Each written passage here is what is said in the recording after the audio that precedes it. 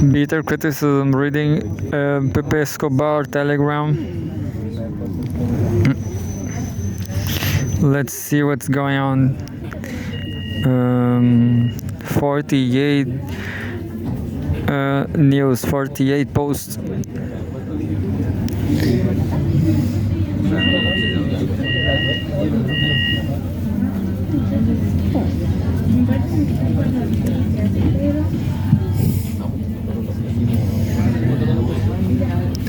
Oh no, it's yeah, Cyrillic news. Look, Cyrillic. No way. Cyrillic. It was an event, I guess. An event. Well, I'm going to read the real, not the articles, but the post. Pepe Escobar Telegram posts, like the last one, from the last one to the oldest.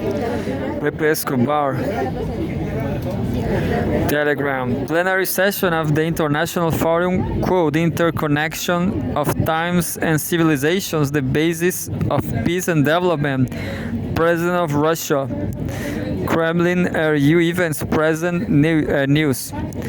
This is absolutely sensational. Not only Putin's humanist speech, which should be interpreted as a preamble to the BRICS summit in Kazan, but the over-the-top setting. Turkmenistan is one of my ultra-favorite places on the planet. Hope to revisit next year as part of my New Silk Road's pilgrimage. Turkmenistan. Never thought about this place. I only Kazakhstan. And there's a post on Telegram. Dmitry Orlov nails it. The hegemon's real share of the world economy is not more than 8%. What? Quote, it was a disaster 80 years in making. At the end of World War II, the United States stood virtually alone as an economic power, accounting for 50% of global GDP. It held 80% of the world's hard currency reserves. Fast forward to 2024, and the share of the US in the world economy has shrunk to 14.76%, calculated from figures provided by the World Bank and the International Monetary Fund.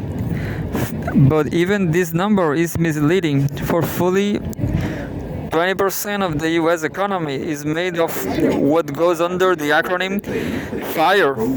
This is a Michael Hudson acronym.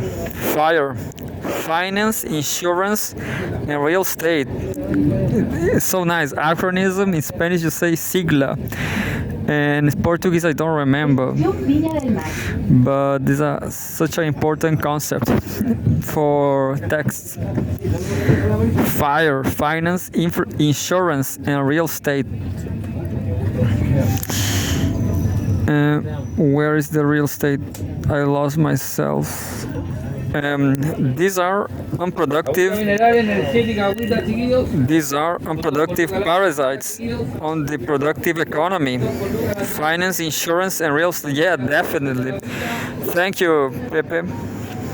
This is very important. Indeed, parasites.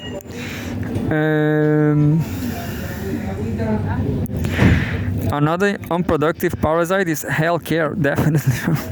Healthcare, ridiculously overpriced. It amounts to almost a quarter of all spending in the US. Neither the resources consumed by FIRE nor by healthcare spending contribute much of anything to the stating of the US within the world economy. Adjusted for this, the US share of the world economy dwindles to just over 8%, while hardly negligible. This share is nowhere near sufficient to give the US anything like a majority vote or veto power in world affairs.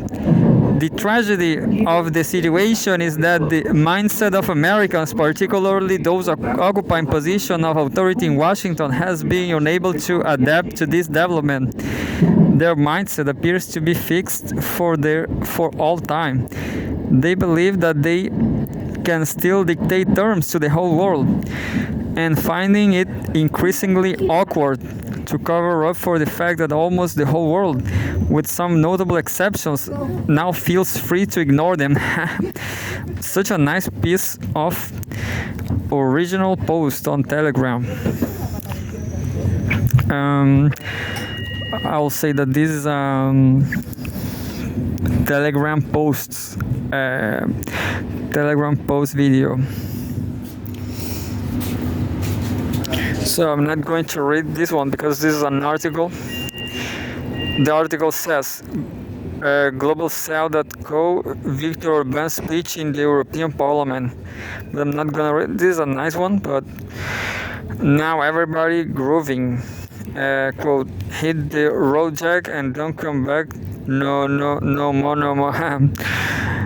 Hit the road, Jack, and don't come back no more. That's the song. I did it well. Viktor Orban's speech in the European Parliament. Amarin's got a new hit single. Everyone convinced that they have built an operating system, but nobody is buying the software. Yeah, I guess. Well, I'm going to read this next time. It's like finally the European Union is giving up on the US, maybe.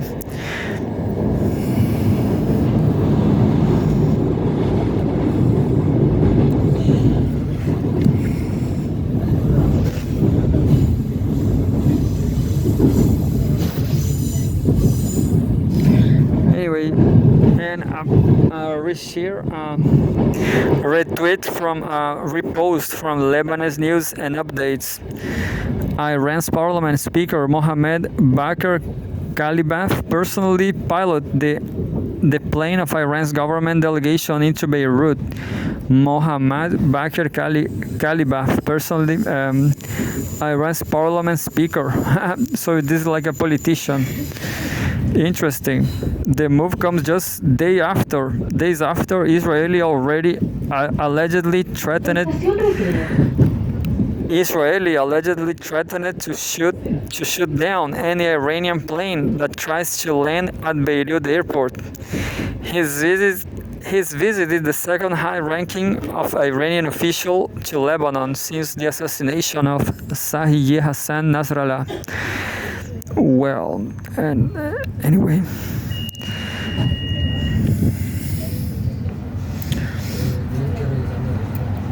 And there's a repost from Asmedia One.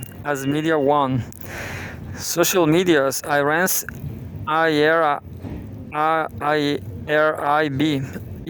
revealed yesterday that Iran's ballistic missile force managed to knock out. There's a video in the 0:40 seconds of the video. A transportable Raytheon long-range, very high-altitude X-band radar position near the Nevatim Air Base belonging to the THAAD air defense system without detection before raining down ballistic missiles on their target. The Nevatim Air Base was then confirmed to be successfully struck with more than 40 ballistic missiles. What? Well, I don't know the details what happened.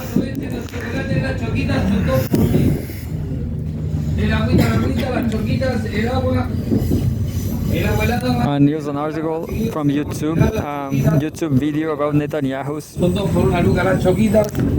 Someone is commenting Netanyahu. YouTube, Netanyahu's war is a year old, and Sinwar's war has only just started. Sinwar's war has only just started. What is Sinwar's war?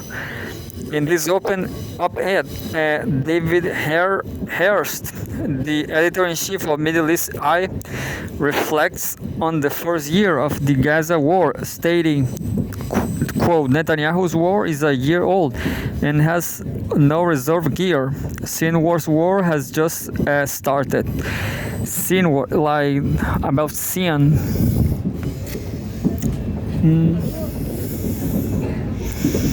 What is like religious war? Anyway.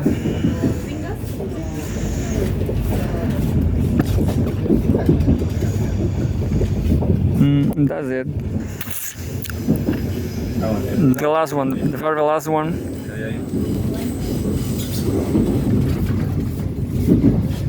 Says Pepe Escobar Telegram post. Colonel Doug McGregor is among the very few who are drawing an analogy between the current incandescence in West Asia and the 30 Years' War in Europe from 1618 to 1648.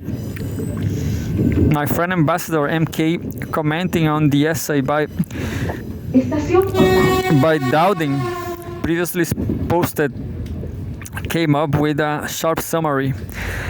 Quote, true, a Middle Eastern war in the current setting already has combatants, bystanders, and onlookers who, as the conflict evolves into a later-day crusade, are bound to jump in, such as Turkey and Egypt.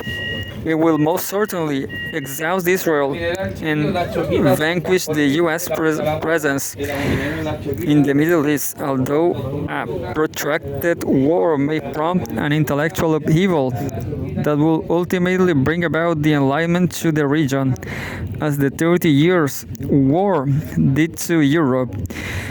That was exactly the key focus of our discussions during the conference on Palestine earlier this week in Istanbul. Check it out on my column for strategic culture. I didn't got that, but the enlightenment, huh?